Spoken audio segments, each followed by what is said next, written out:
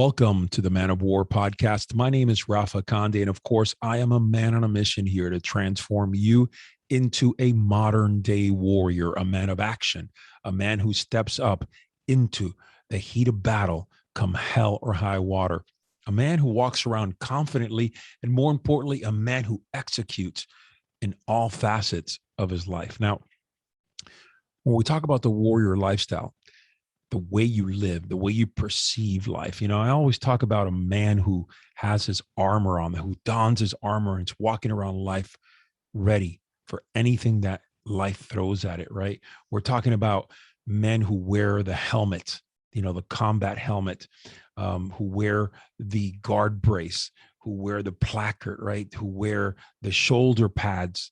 Think of yourself as the warriors of old, the Knights Templar, walking into battle, the samurai walking into battle, the Spartans as a unit going out there and being one of the most relentless fighting forces we have ever seen, right? A man must be ready at all times. And for me, the angle that I take, the way that I see life, the way that I perceive it, a lot of times is very different than most people. I really, for real, put myself in a position where I truly believe that I am a warrior walking through life in the heat of battle.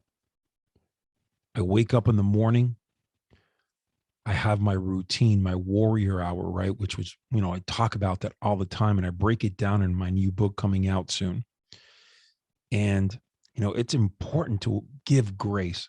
But boy, when you put those boots on ground, you are ready for battle, and you have to be prepared to start feeling discomfort immediately. You got to be uncomfortable right off the bat. And it's not about sipping coffee, and it's not about just, taking your time to kind of get things rolling. It's about jumping out of bed and going. That's how warrior-minded men work. That's how men of war function. With that said, if you don't follow us on Instagram, I'm going to ask you to do a favor for me, okay? We've brought you so many great episodes, and really I'm like the worst salesman out there. I forget to do half these things, and I have my team constantly yelling at me, reminding me, hey, you got to say this, you got to say that. And so on Instagram, at Man of War with 2 R's. And of course, we have our new YouTube channel. We are working very hard, diligently, to bring you some exclusive content every week. We're posting, I think, 2 or 3 times a week. This podcast is going to be on YouTube live.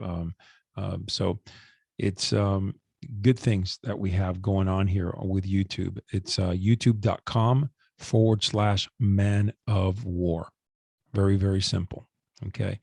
And if you can give us a subscribe, and of course, turn on that notification bell so you get notified every time that we bring you exclusive content. All right. And for those who are constantly throwing DMs and emails, I just got back from the Crucible Group 9. All right. The Men of War Crucible, just to give you an insight of what it is a life-changing experience. It is to get you started in living truly the life that embodies a warrior spirit. We have saved relationships. We have brought men back from the dead. But more importantly, what we give you is the tools, right, to operate at a very, very high level. Once you graduate from here, you go into the Men of War Society. Now, this society is composed of graduates who have, you talk about walks of life, men who have literally lived at a higher level, but now are even living at higher levels. We talk about doctors, attorneys, pilots, CEOs, financial consultants, a bunch of business owners. And it's just an amazing group of men in this society, truly a brotherhood in all shapes and forms. But what this brotherhood really brings is the fact that every man here is held accountable, that every man truly, all right, is looking to improve daily. There is no such thing as kind of resting on your laurels or being relaxed. You are going to be living on the edge here, and these men are going to push you to be a stronger father, to be a stronger husband, leader, visionary. So if you are thinking about going through the selection process for the Men of War Crucible, I encourage you to go to the Men of War Crucible.com is /crucible2. Okay, you can check it out there. You can go on YouTube, watch the videos on our website, on our channel. You can also go to manofwar.us, and then it has links to it there. So regardless, you can find more information anywhere you go that Men of War is. Our links are all leading back to the Crucible. But with that said, I want to get into today's topic. Okay. All right. So being mindful. All right. That's what I want to go into today. We as a society, we lose that. And we lose that as young as 5, 6, 7 years old. We start getting distracted. Life kind of comes at us in a way that is distracting.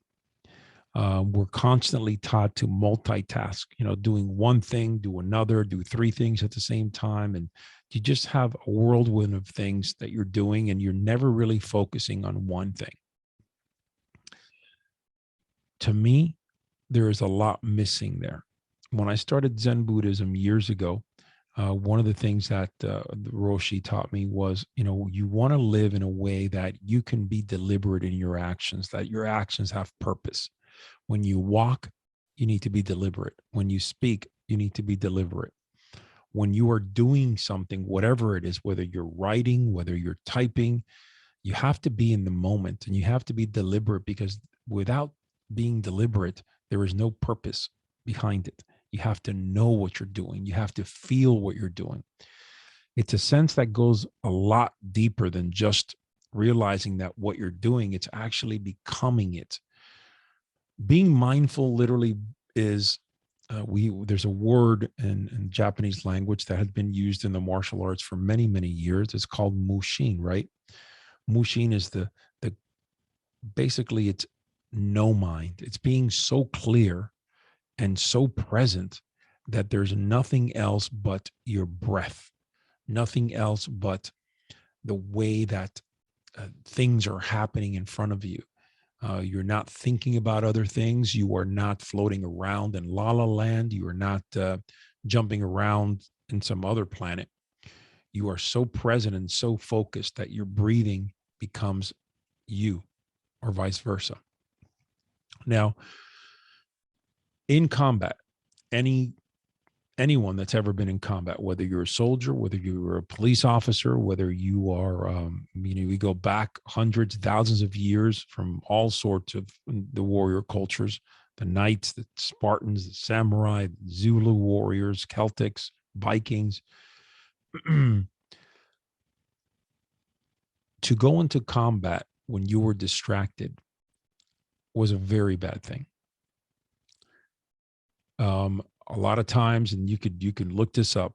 You could read this through Google books. I can name you 20 books that I've read about specifically warriors in battle. The fact that their only focus was going into battle and being present in that battle.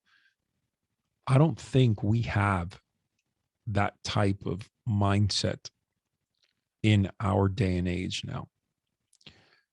I think that because technology has stepped into the picture, I believe truly now that instead of being present, it's more like you let technology take over and rely on technology, rely on things happening around you. You think that somehow, some way you can govern these things through technology. And you forget that you are there. How many times, and I don't have to tell you this, but how many times you walk into a restaurant and you have a father with his family, and then his whole family is, 2, 3 kids on iPhones, his wife on a cell phone, and he himself on a cell phone. Everybody's on a cell phone. How many times are you standing in line for something, or you may be in location, and You look around, everybody has their head down. When you're walking down the street, everybody their head down.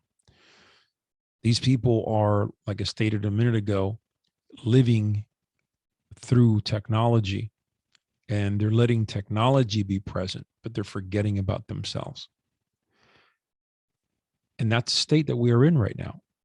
We've lost that edge. And this is why I'm a big believer that you bring these warrior principles back into our society, into our way. We translate them, right? And we use them effectively.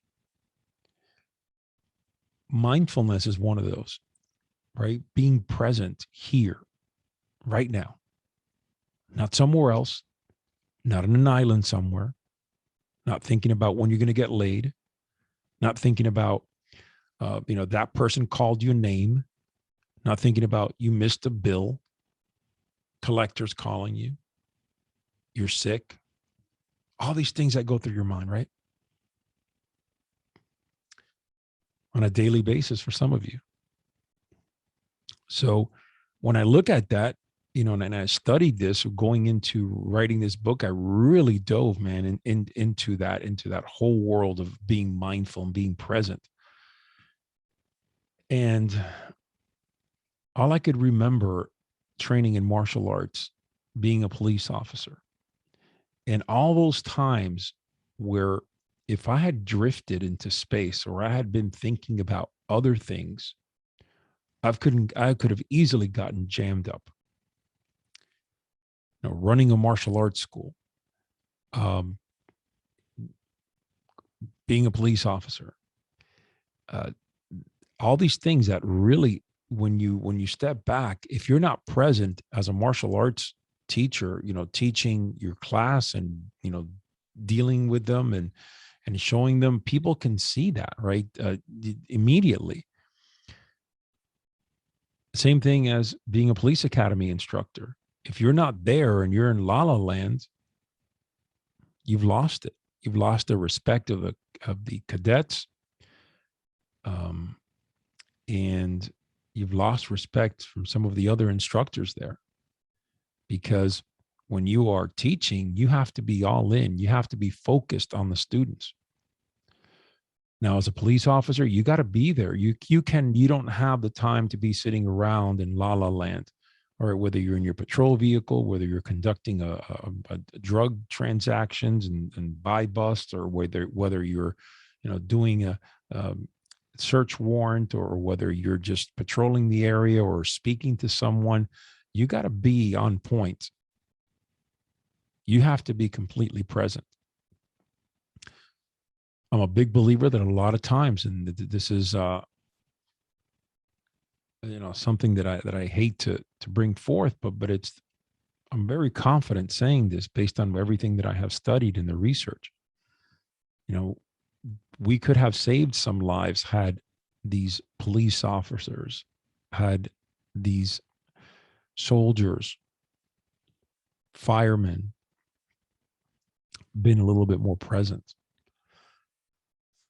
maybe on point, maybe just maybe been taught in some way, shape, or form how to be more present.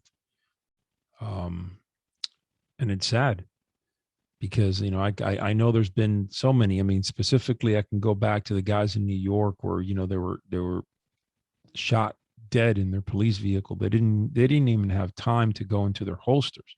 This is a few years ago.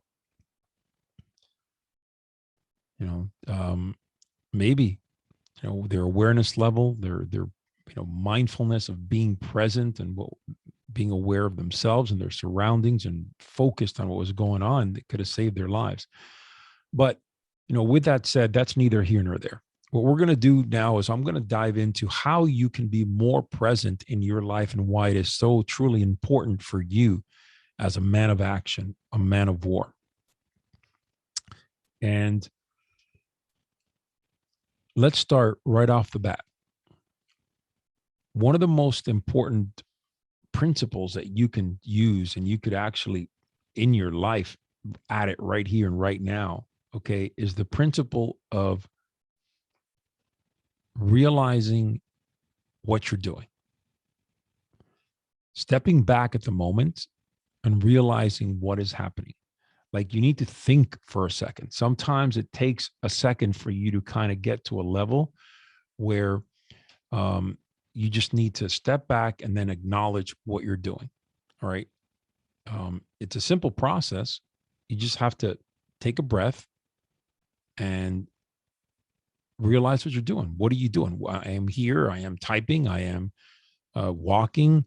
I am spending time with my daughter. I'm helping her with her homework. I am coaching Little League football. I am in a situation where I'm on a call as a police officer. I'm responding to a call as a firefighter. So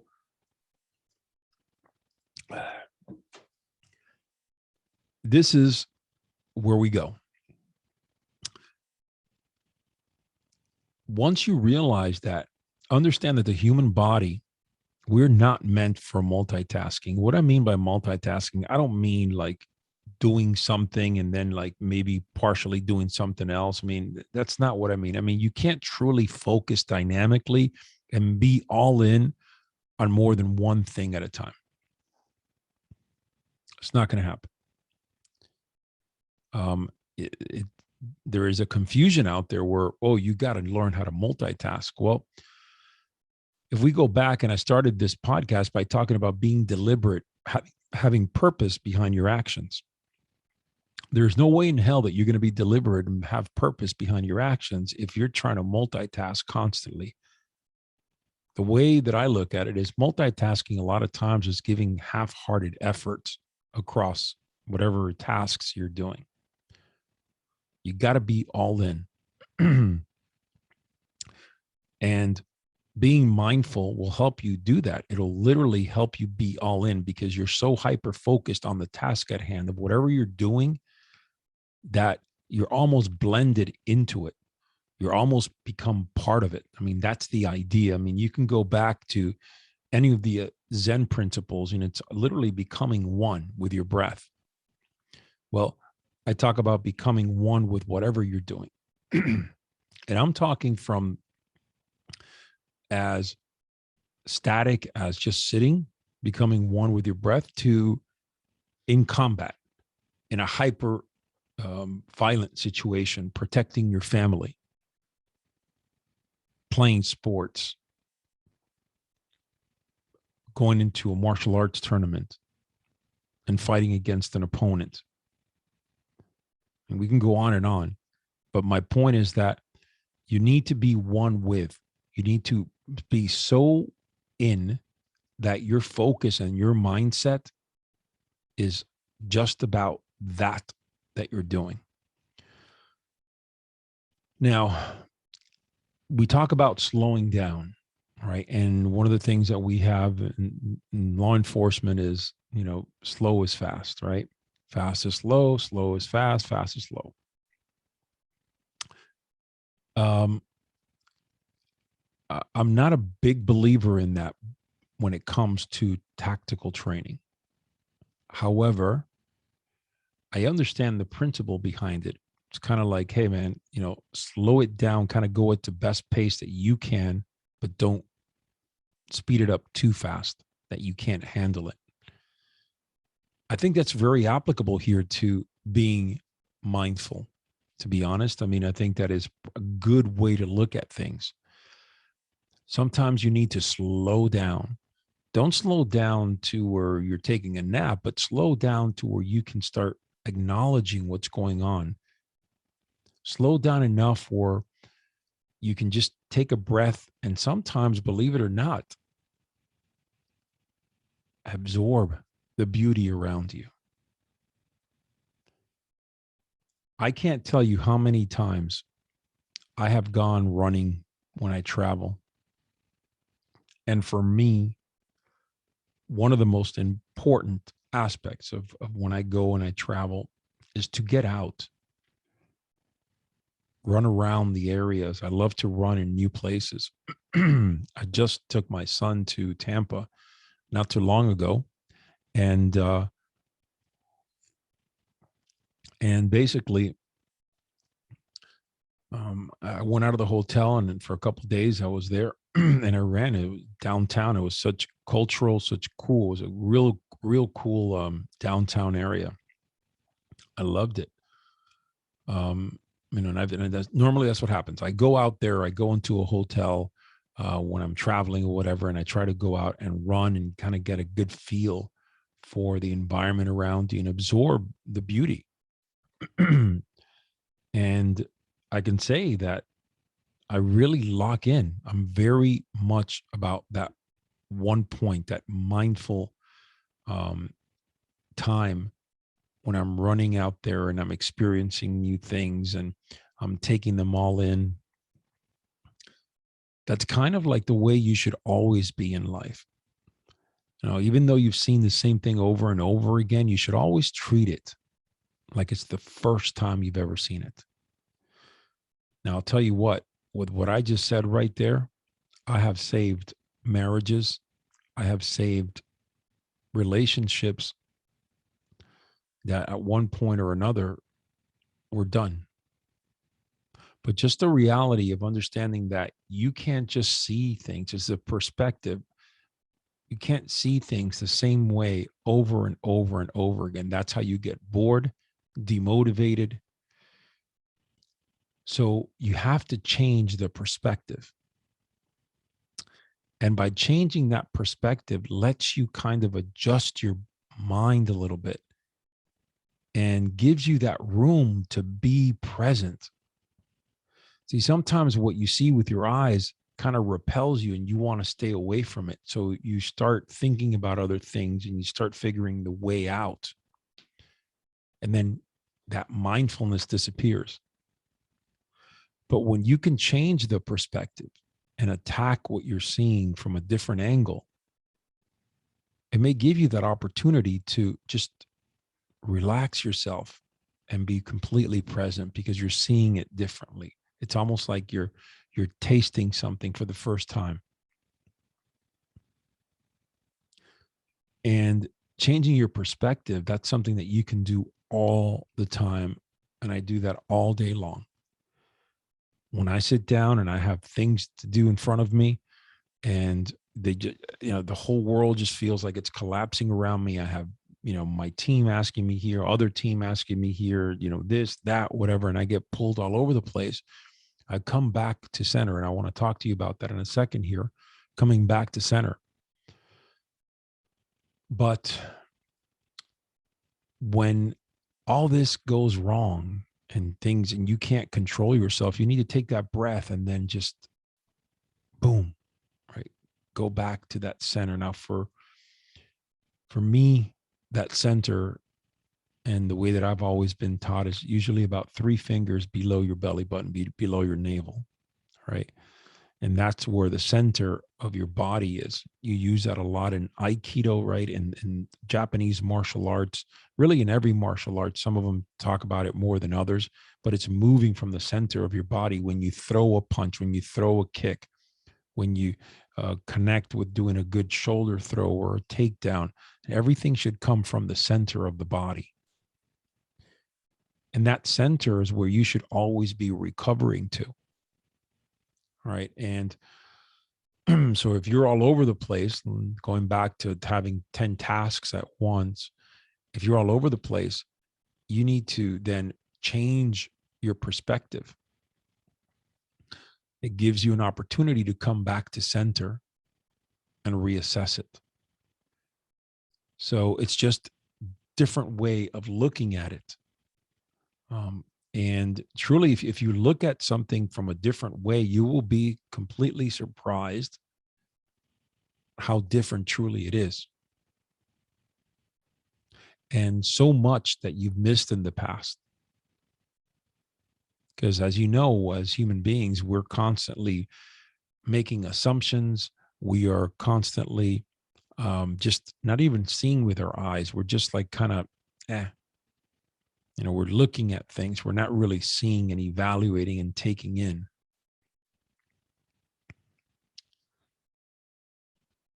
Let's talk about eating. And I know this is, you're probably like, what the? Okay. When we eat, we should do it in a mindful manner. We should not be eating in a way that it's completely disrespectful. And I'm going to get into that now. All right. So when we eat, we need to be in a position where we understand that we're trying to do everything we can as warrior minded men. We want to try to eat healthy, right? But it's the way you eat it, right? You have to be deliberate. You have to take your time. One of the most important lessons that I was taught um, from when I studied Chinese Kung Fu is you need to have time to eat and you can't rush eating. That is a true meditation. Eating should be your communal time. You should go out there. You should give yourself 10, 15, 20 minutes and eat in peace, eat deliberately, eat at a slow pace. You don't need to scarf things down and eat good foods for you. And there is a manner you do that. When you go back and you look at the samurai, there was an elegance and an etiquette and a way that they sat, they sat and they ate. You look at the Knights Templar, you look at the round table of the knights, right? There was an elegance and a purpose of how they ate. It wasn't, people weren't just like eating and sticking their face in and no, even though there were parties and things like that where people were a little bit more liberal, but when it came to daily uh, reflection and eating, uh, every if you, I mean, you can go back and you could even go to as far as even the Celtics, okay, where you go back and you think of, hey, guys drinking all the time and partying, haha. No, there was a certain sense of reflection and of purpose even in the way that they ate.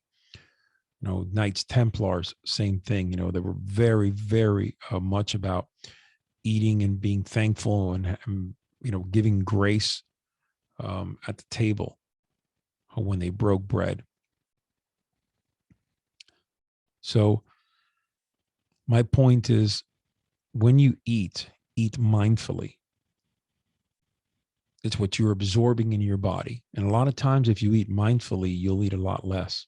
I know that I'm guilty as hell of eating too much sometimes, something that you love or whatever. So um, slow it down, be reflective on that. I know that I'm going to really start diving into that more. For me personally, I need to go down that road and change a little bit of my eating habits and being a lot more mindful when I eat, for sure. All right. Spending time in nature, right? That is important. And if you live in a big city and if you live somewhere where you just can't get out to nature, I'm going to encourage you to do so. There is something that nature gives you that nothing else can give you. And what I mean by nature, the beach is fine, the woods is fine. When we go to the Crucible, I love it because it takes us deep into the heart of the woods. I mean, we are deep in the woods. We're in between rivers and creeks, large trees, and there's an energy about that. It's almost like it revives you. The same thing goes for the beach. I have a beautiful pool in my house, beautiful pool deck, but um, going to the beach is, you got to get out. We as a family go to the beach. We enjoy the outdoors. We enjoy the early morning sunrises. I remember my wife used to take my kids in the morning when I was on duty really, really early, with our puppy to the beach to watch sunrise. That was like a big, big thing for them. And it was very powerful. Through that time, the photos they sent me and things, it was great. I used to wake up very early just to go to the beach. Literally, it was like 45 minutes away from where I living, and I would drive just to go on the beach and do qigong, watch the sunrise, meditate.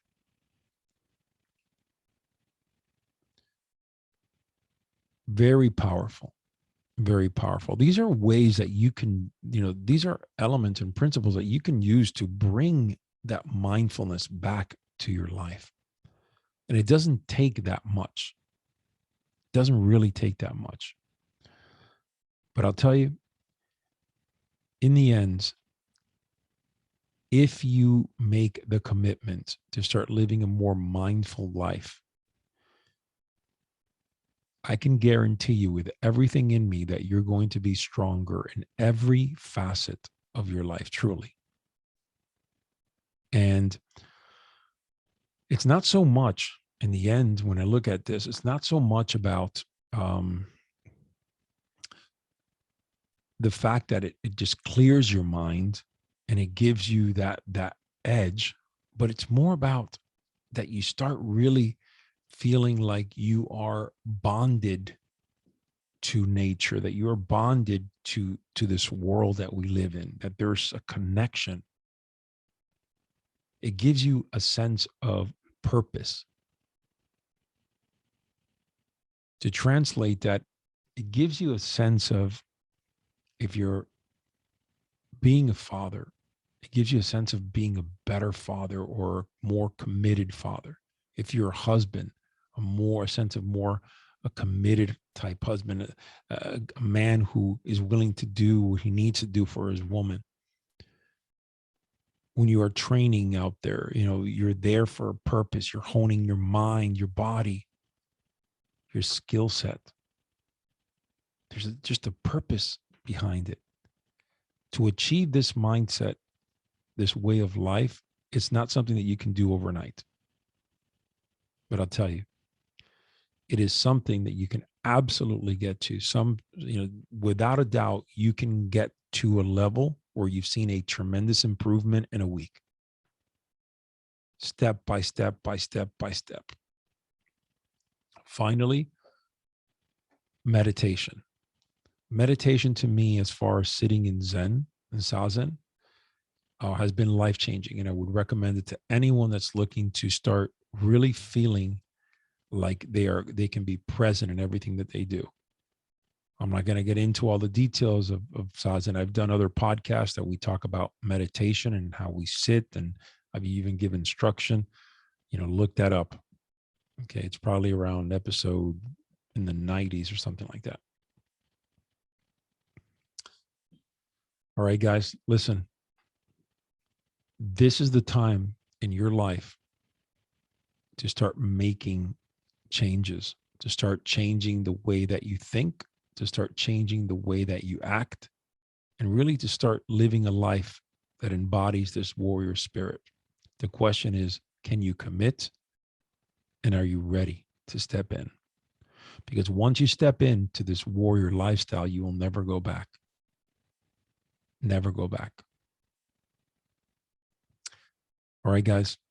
Again, thank you for your time. This was a podcast that I needed to get out there. Remember to be mindful, to be present in everything that you do. All right, give us a follow on Instagram at Man of War with 2 R's. And of course, if you can give us also a follow or subscribe on YouTube, that's youtube.com/Man of War. And you can turn on that notification bell. So we're throwing out there some great exclusive content, posting it on YouTube. All right, guys, until next time, your life may be challenging and full of dangers, but never retreat. Your last battle may be your greatest victory.